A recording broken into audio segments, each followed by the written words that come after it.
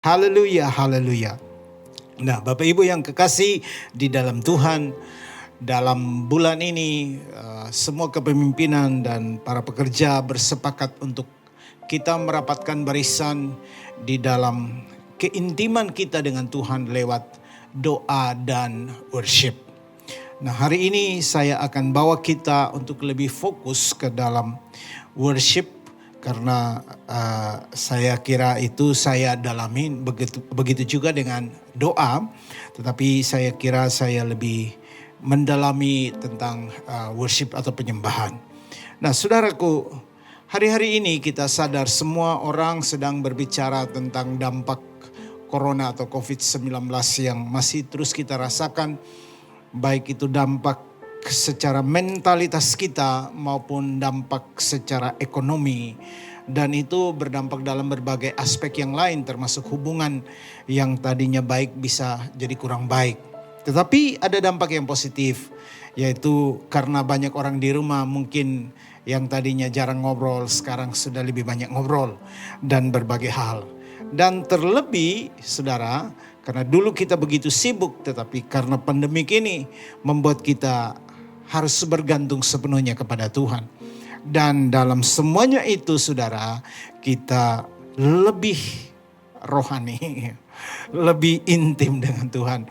Lebih merasa Tuhan begitu dekat dengan kita, Tuhan bersama kita, dan Tuhan tidak meninggalkan kita. Karena kita sendiri sebetulnya yang semakin dekat dengan Tuhan. Jadi selama ini kalau Tuhan terasa tidak dekat itu karena kita yang jauh, bukan Tuhannya yang jauh. Tapi karena kita yang jauh, sehingga hari ini kalau kita makin dekat dengan Tuhan, itu artinya kita merasa Tuhan juga dekat dengan kita. Nah, haleluya. Nah, saudara, hari ini saya ingin men-share tentang pentingnya worship, pentingnya kuasa penyembahan dalam kesatuan tubuh. Karena ketika kita melakukannya di dalam kesatuan tubuh, maka kita akan melihat kuasa ilahi Allah bekerja dengan dahsyat. Karena gini saudara, ketika kita menyatu sebagai tubuh, maka banyak karunia beroperasi di sana. Dan ketika banyak karunia beroperasi di sana, maka manifestasi kuasa yang kita dapatkan jauh lebih besar, jauh lebih dahsyat dari ketika kita beroperasi sendiri dan kita berdoa sendiri. Ya.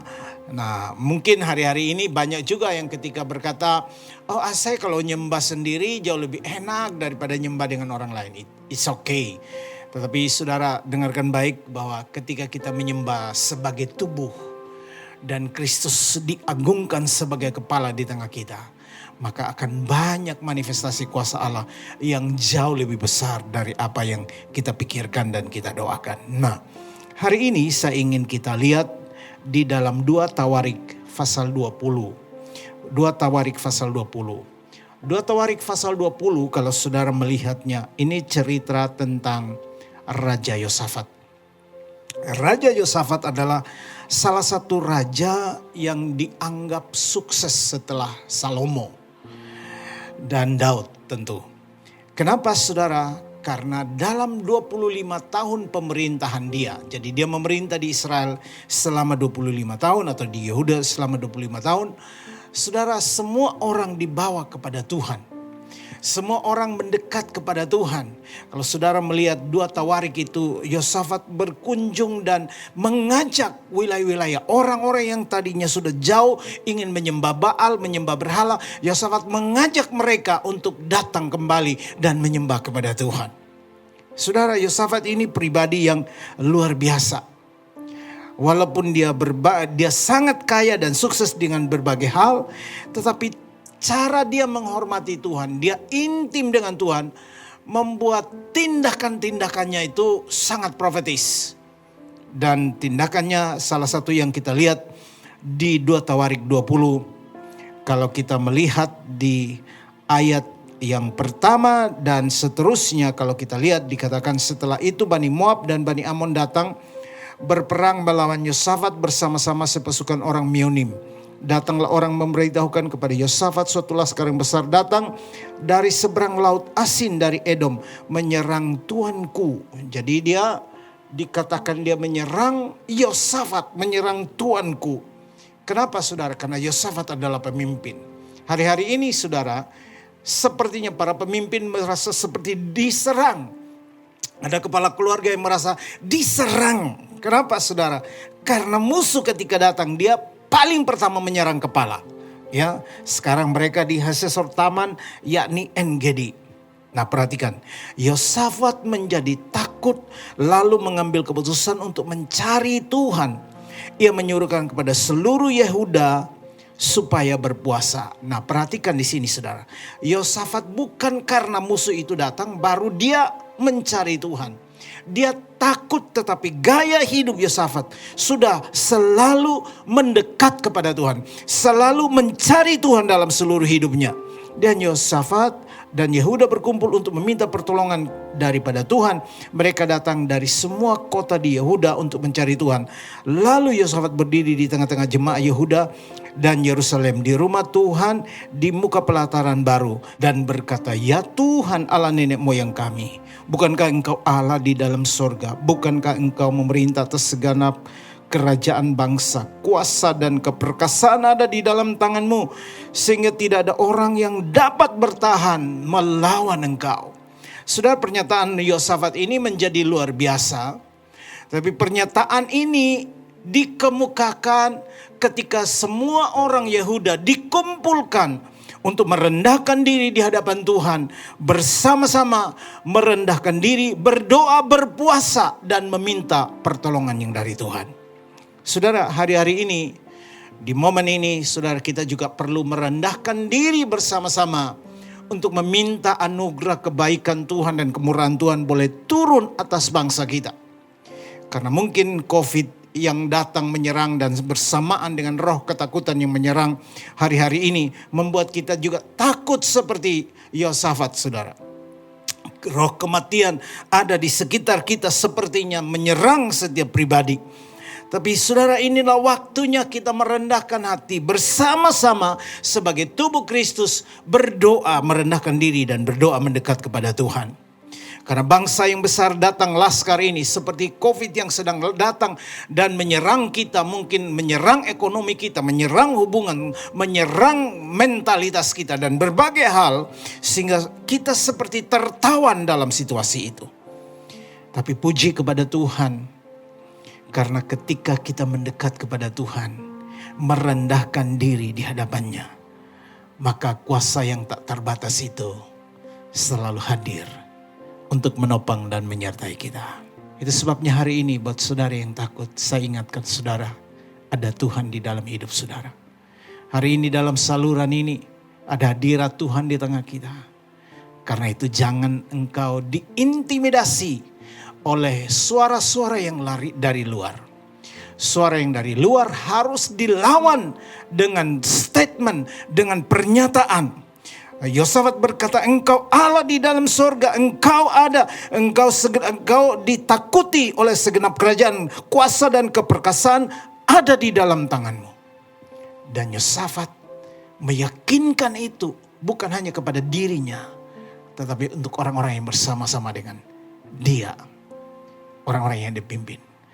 Dengarkan baik, hai kepala keluarga, engkau perlu berdiri untuk membuat pernyataan bahwa Tuhan bersama kita, Tuhan menyertai kita, Dia ada di tengah kita, haleluya.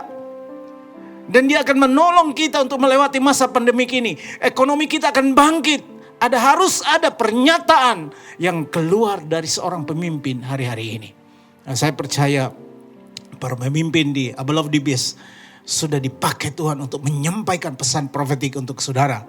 Sehingga saudara tidak perlu takut dan tenggelam dalam rasa takut itu. Harus dilawan.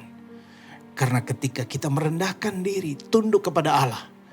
Dan ketika kita lawan iblis dengan kuasa firman, maka iblis, roh ketakutan itu akan lari dari hidup kita. Jangan lupa, waktu engkau merendahkan diri, engkau bisa mengangkat suaramu kepada Tuhan. Bisa katakan begini, ku tidak takut. Sebab kau besertaku, ku tidak bimbang. sebab Engkau Allahku. Engkau meneguhkanku, bahkan menolongku. Kau batu karangku, Yesus Tuhan. Nyanyi bersama, katakan, Yesus memegangku dengan tangan kananmu.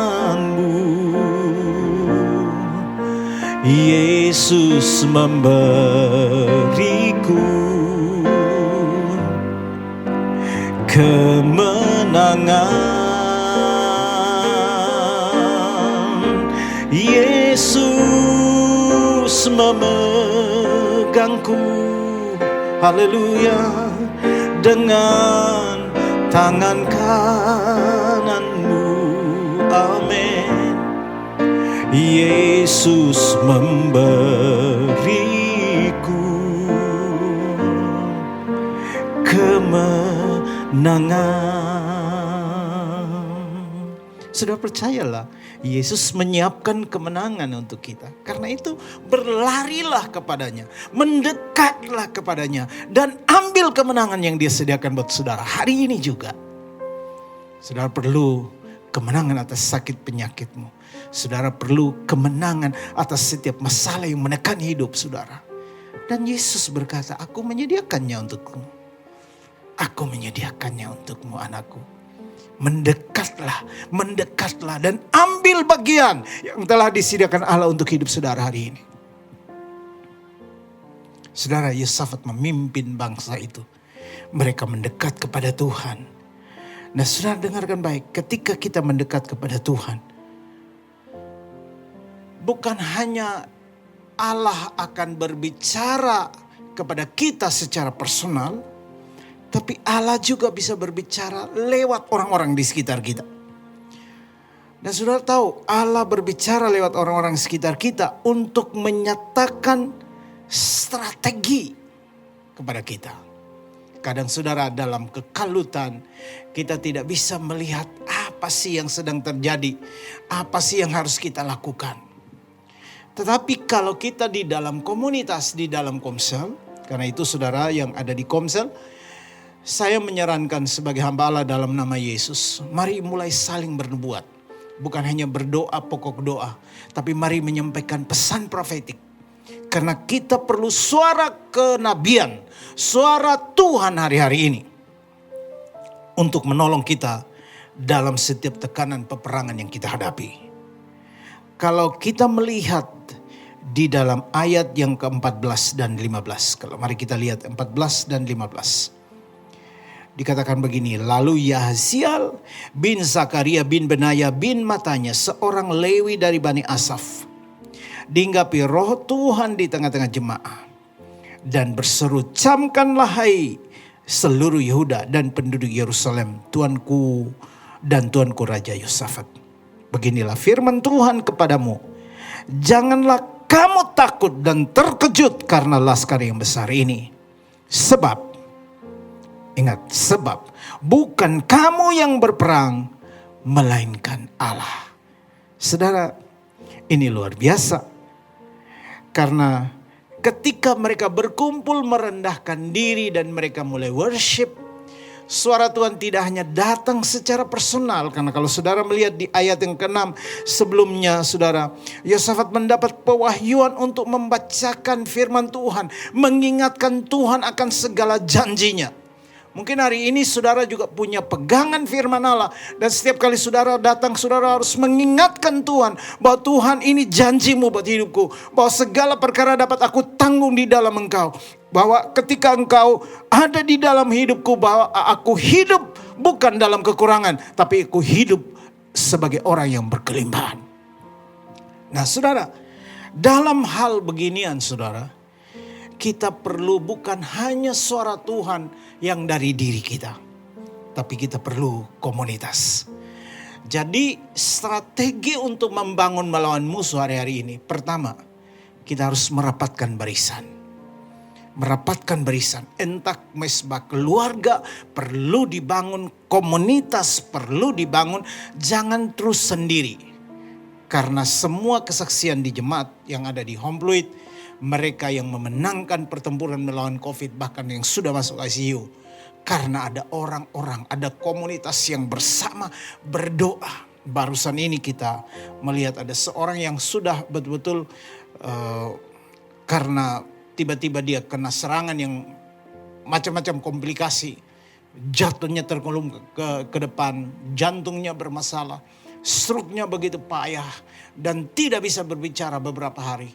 Tapi orang Komsel tidak pernah berhenti berdoa. Semua berdoa, saudara, semua berdoa. Kami semua bersepakat berdoa. Hanya dalam sekitar 10 harian orang itu bangkit dan sekarang sudah kembali ke rumah. Betapa pentingnya kuasa doa. Tentu ada medis yang terlibat. Tapi kita yang berdoa, kita pasti menandai bahwa langkah-langkah doa menyertai mujizat itu. Haleluya. Jadi saudara, selain kita mendengarkan suara Tuhan secara pribadi dan menyanyikan apa yang kita imani. Itu tadi saya katakan. Jangan saudara, ketika sudah diintimidasi, kan itu bisikan. Kayak ada suara. Wah ini gini, ada gini. Saudara harus bangkit untuk melawan itu dengan pernyataan firman. Yosafat bangkit dan melawan dengan pernyataan yang sama. Melawan pernyataan yang melawan untuk melemahkan itu. Dia melawan dengan mengatakan pernyataan iman. Itu yang dilakukan Daud. Ketika semua orang takut. Alkitab katakan Daud berdiri dan menguatkan dirinya. Ketika jiwa Daud tidak bisa seperti tertekan dan tidak bisa memuji Tuhan. Justru Daud berkata, hai jiwaku, pujilah Tuhan. Ketika jiwamu sedang takut karena tekanan hari-hari ini. Saudara harus melawannya. Dan perlu menyanyikannya. Ku tidak takut. Kenapa saudara? Sebab Tuhan besertaku. Ku tidak bimbang. Sebab Engkau Allahku. Amin, amin. Engkau meneguhkanku. Bahkan menolongku.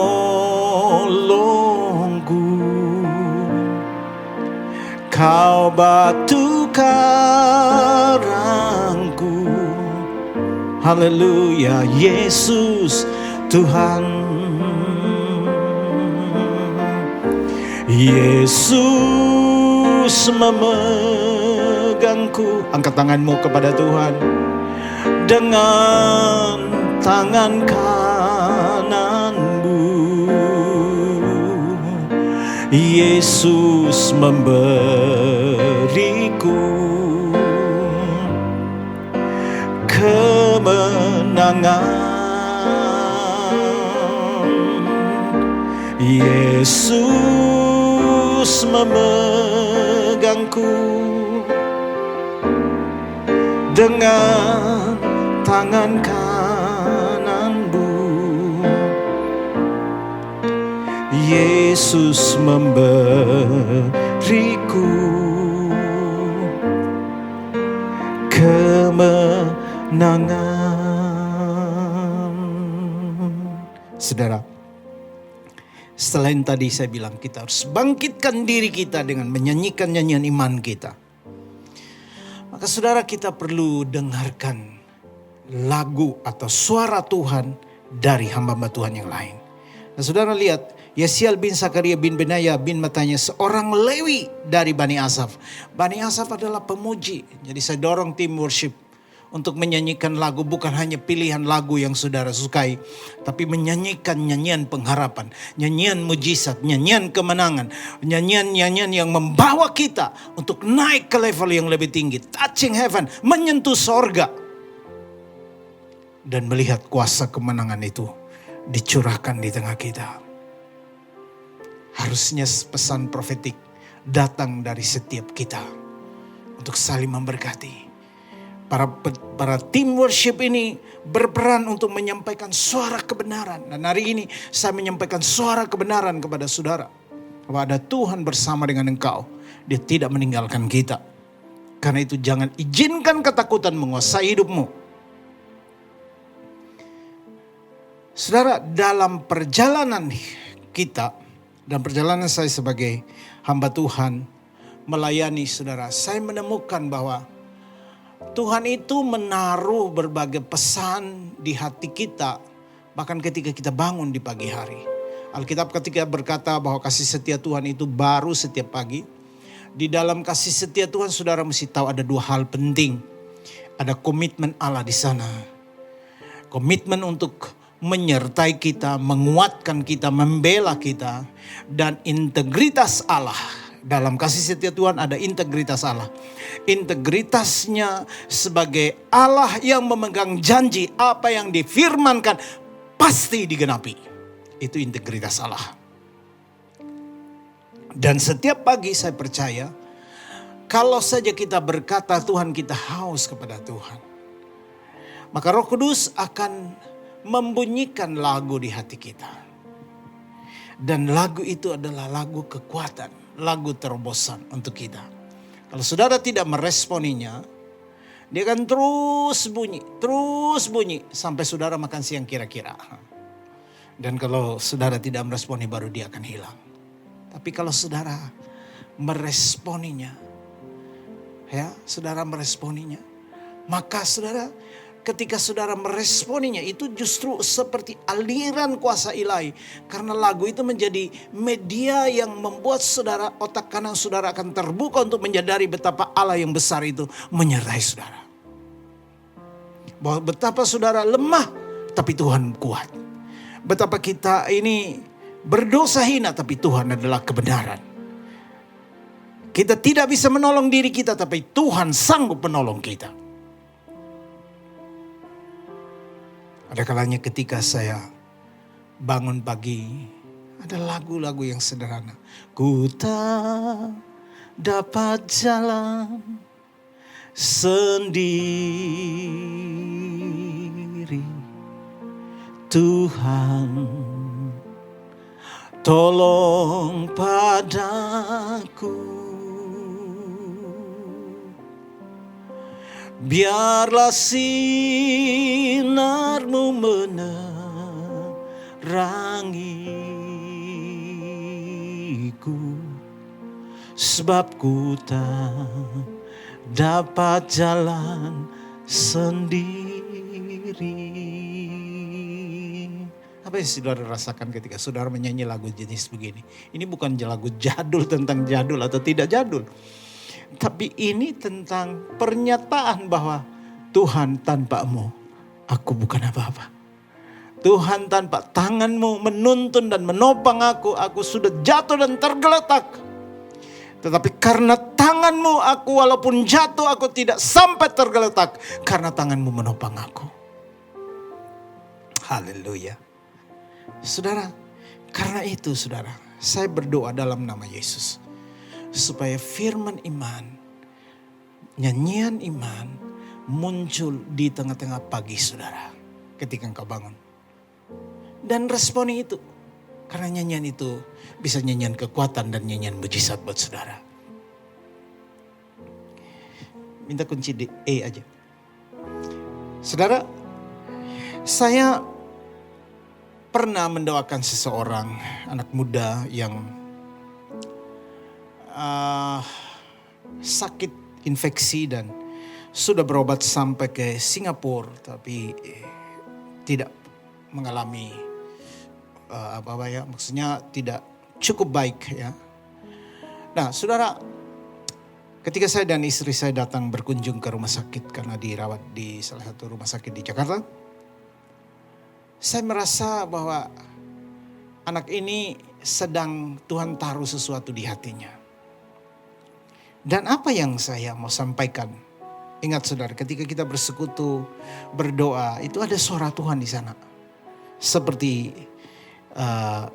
Yehesiel bin Zakaria bin Benaya bin Matanya, seorang Lewi ini, orang-orang Lewi ini, mereka percaya ada suara Tuhan menyertai karena Tuhan bersama dengan mereka. Nah, saudara, ketika kita berdoa dan mulai berdoa, di tengah-tengah doa saya stop dan saya tanya anak ini, lagu apa yang ada di hati kamu? Karena saya didorong Tuhan untuk tanya anak ini karena ada lagu di hatinya. Saudara, dan tiba-tiba anak ini buka mata dan lihat ke saya dengan terheran-heran. Kok kenapa saya ngomong begini? Karena sepertinya saya tahu ada sesuatu di hatinya. Saudara, terus dia mulai bernyanyi. Hanya Engkau pribadi yang mengenal hatiku. Tiada yang tersembunyi bagimu. Seluruh isi hatiku Kau tahu, dan bawaku untuk lebih dekat lagi padamu,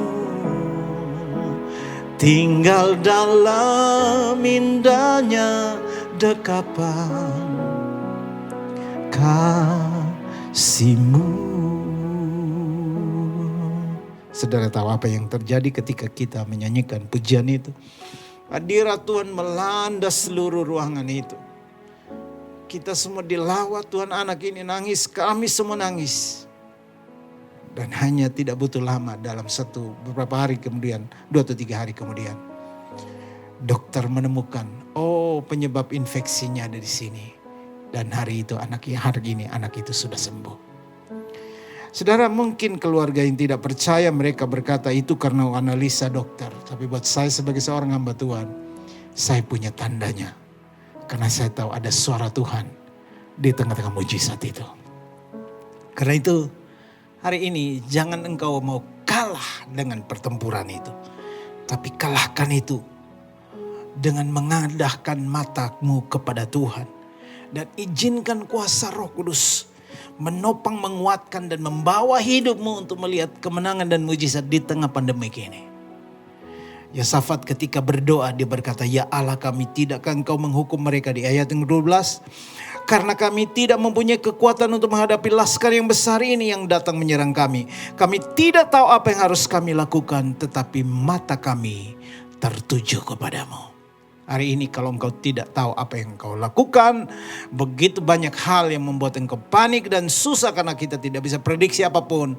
Arahkan matamu kepada Tuhan. Sebab dari Tuhan datang berkat, dari Tuhanlah datang pertolongan. Haleluya. Dan kita semua tahu akhir dari peperangan Yosafat ini. Karena ketika Tuhan berperang, Tuhan punya strategi. Dan strateginya apa, saudara? Mereka menempatkan para pemuji di depan. Dan kemudian baru pasukan yang pegang senjata di belakang. Saya nggak tahu ini bisa luar biasa. Strategi ini tidak pernah diterapkan oleh siapapun manusia di bumi ini. Karena hanya Yosafat. Kenapa Yosafat bisa melakukannya? Karena Tuhan yang suruh. Jadi percayalah ketika kita intim dengan Dia, ketika kita mengalami persekutuan seorang akan yang lain sebagai tubuh, merapatkan barisan, merendahkan diri di hadapan Tuhan, bukan hanya suara Tuhan yang datang, tetapi strategi dari Tuhan akan turun bagi saudara. Sehingga saudara tahu bagaimana caranya menghadapi situasi-situasi ini. Karena itu hari ini, mari datang kepada Tuhan. Jangan kendorkan keintimanmu. Karena saya percaya hari-hari ini orang-orang yang tidak takut adalah mereka yang sudah membangun disiplin keintiman dengan Tuhan. Kalau saudara punya disiplin itu, saudara tidak akan takut melewati masa-masa ini. Oleh anugerah Tuhan, saya ngantor hampir setiap hari di gereja. Menjaganya kadang sebagai pemimpin pembagi sembako, pengatur oksigen, dan berbagai hal yang dibutuhkan jemaat. Bukannya saya konyol, tapi saya tahu siapa yang bersama saya. Saya prokes karena masker masih tetap ada, saya buka karena hanya rekaman. Saudara, tetapi saya tahu kenapa? Karena pembela saya, penolong saya, dia tidak pernah tertidur, dia tidak pernah terlelap. Dia bersama kita, dia bersama saudara. Karena itu, saudara mesti terus jangan kendorkan. Karena kita tidak tahu ke depan situasi yang seperti apa yang kita hadapi. Tempatkan pujian dan penyembahan, doa keintiman dengan Tuhan ada di barisan terdepan hidupmu. Dan engkau akan di-cover oleh atmosfer hadirat Allah. Di hadirat Tuhan tidak ada ketakutan. Ketakutan tidak berkuasa di sana. Di hadirat Tuhan ada sukacita. Di hadirat Tuhan ada kesembuhan. Ada kekuatan baru. Dan hari ini ada hadirat Tuhan di tengah kita. Saudara harus menerimanya dengan iman. Tutup matamu, katakan, ku pandang wajah-Mu dan berseru, pertolonganku datang dari-Mu. Peganglah tanganku, jangan Kau lepaskan. Kaulah harapan dalam hidupku. Ku pandang wajah-Mu dan berseru, pertolonganku datang dari-Mu. Peganglah tanganku dan jangan Kau lepaskan. Kaulah harapan dalam hidupku. Kaulah harapan dalam hidupku. Haleluya.